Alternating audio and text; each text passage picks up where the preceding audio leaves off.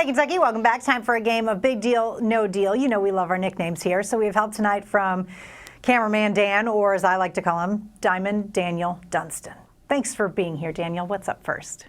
Kentucky Attorney General Daniel Cameron's office is investigating hundreds of complaints from consumers about price gouging during the COVID-19 pandemic. Most of them related to the sale of consumer food items and emergency and medical supplies. Mary Jo and Keith, how big is the deal here? It's huge. Why would you want to hurt your fellow Kentuckians like that? I mean, luckily people are at least turning them in, because that's the only way we sometimes find out about these things. And so, yeah, I don't get taking especially those items and marking them way up. Yeah. Crazy. All right, Daniel, what's next? Should kids return to Kentucky classrooms for the 2019-2020 school year, they can cross one item off their to-do list. The State Department of Education says K-Prep testing has been canceled amid the coronavirus outbreak. Guys, is this a big deal or no deal? Well, whether you like this form of testing or not, it is a big deal because that's how they determine how the schools are doing. Yes, exactly. But at the same time, you're right. There are a lot of people that don't like the testing. They just want to see our kids learn and not be pushed towards a test and only doing well at that. So let's just get them out there learning, even if it is online. Oh, I'm so ready for it. All right, Daniel, what's next? Ahead of the release of his book about Kentucky's senior senator, Matt Jones's Mitch Please is getting reviews, including one from the New York Times. Is this a big deal or no deal?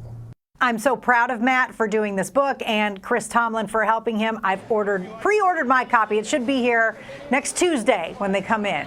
But yeah, of course it's a big deal to have a New York Times review your book. Yeah, I think that's very important. Now, good or bad, you got the New York Times talking about them, and I think they were pretty positive about it. It was a mix. It was a little, some good, some bad, but it's still the New York Times. Check it out. They're reading your book. That's awesome. Yeah. Daniel, what's next?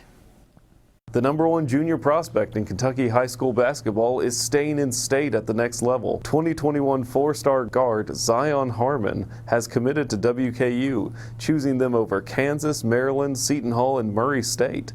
Mary Jo and Keith, big deal or no deal here?